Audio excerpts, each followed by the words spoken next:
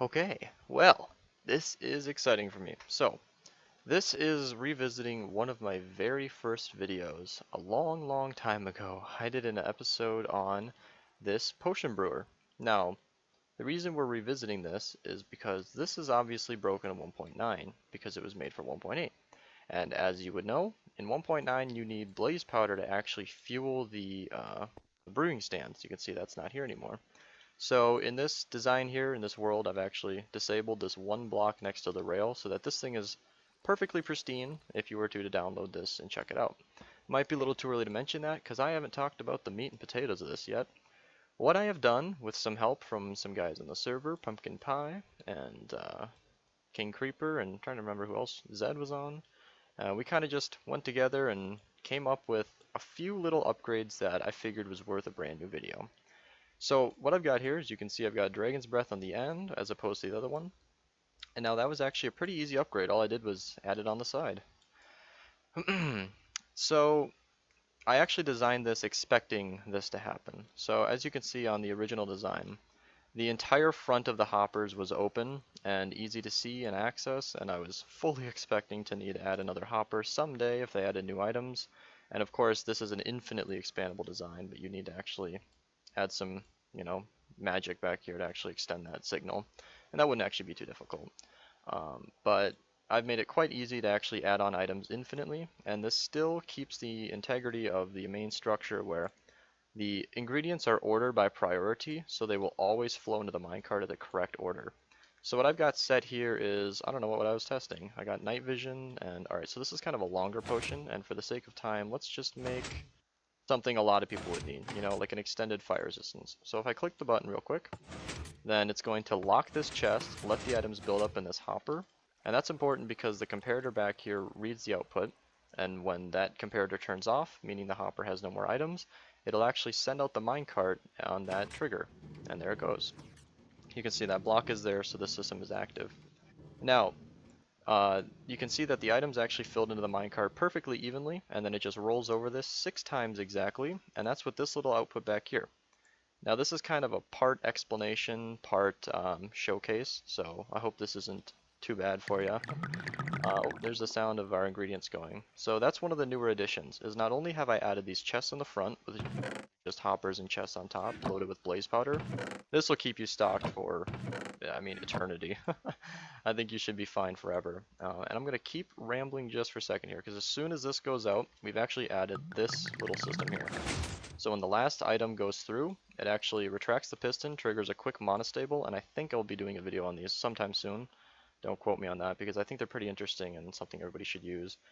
We put 50 items in this hopper, which is exactly 20 seconds. So what that'll do is when the final item is done being cooked here, it'll move the items out on its own into the chest for you to take. Now that's a feature I was missing on this other design.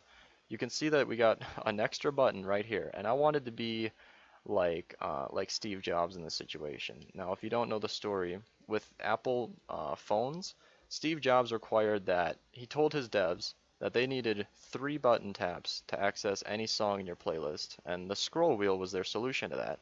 So it only took 2 buttons to actually open the app, get to your music, and then scroll. Well, with this, I wanted 1 button minimum to actually activate the system, and I wanted the selector panel to allow you to select whichever ingredients you want. And that's what I've done. So that's it. All you have to do is just select the ingredients, click the button, and the system will really do everything you want. I mean, these chests are just for testing purposes. You could do whatever you want with these. And we've got splash bottles and glass bottles from previous, but everything's fine. And I'm not going to explain everything in this contraption because I already did a video on this. But of course, there will be a world download for this. Now, some other key features are like a lot of compact wiring in here. I spent hours poring over this, trying to get it in a 7 wide space as tight as I can, and I think it's still, yeah, it's still 7 wide, and it's pretty long because of the nature of potions. But that was just a lengthy little ramble about this new unloading system. So more on this is actually, I believe, a rising edge monostable.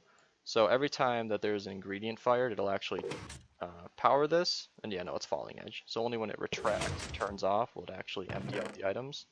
but that'll do that in 20 seconds. So yeah, and then we got a delay back here, which is three 4-tick repeaters and then one 1-tick going into a single repeater, which will empty out the items exactly. Now, if you don't know, the key thing that a lot of people use is a wooden button, because that is perfect amount of time for the items to go through. Normally it wouldn't get locked in the hopper, but my chests are full, as you can see. Normally there would be nothing in the hopper. So what we've done is replicated the delay of a button. Is somebody in Discord? Yes, Hey, please don't talk. Oh God. Of course, it can't be a video without viral interrupting. But I think we were just about done here. So I hope I covered everything. Of course, if there are any questions, just leave them in the comments. This isn't one of my, most polished videos, but I'm just kind of excited to show this off because I've been kind of working on this all day. But yeah, so hope you enjoyed. Hope you find use for this in your worlds. Um, One last thing I kind of want to mention, and I probably should have brought up in the beginning, is the reason I decided to even bring this project back to life is that we were talking and we kind of decided that fully automatic brewing stations aren't exactly the most practical for everyday use. We have a brewing system. I'm going to have something brewing in the background while I talk. We have a brewing system on our server that Zed Falcon actually created. He took, I believe, one of Psycraft's designs and made his own little twists on it and improved different aspects of it. So we have a fully automatic brewing system on our world, and we noted how we only ever have used it for fire resistance potions, and then it's just kind of collecting dust now. In fact, he put a whole lot of storage and we never filled it up. And we realized a system where you have all your ingredients in there just being stored, select what you want, and get it when you need it is kind of a more practical solution for everyday use. And if you were going to have this in your storage system, instead of hoppers along the top, you might want to have another ice stream filling in here so that you never actually have to put any items in. This system isn't completely perfect, I should mention. Sometimes the items don't go in as they should, sometimes virals interrupt, and you have to go in and take the items out. And that's not the design's fault, that's just Minecraft being glitchy. But yeah, I think this is the real ending because I've finished all my thoughts. Alright, well this is going to keep brewing and that'll probably be a part of the world download. So I'm going to log out now, and if you're interested, you can watch it finish.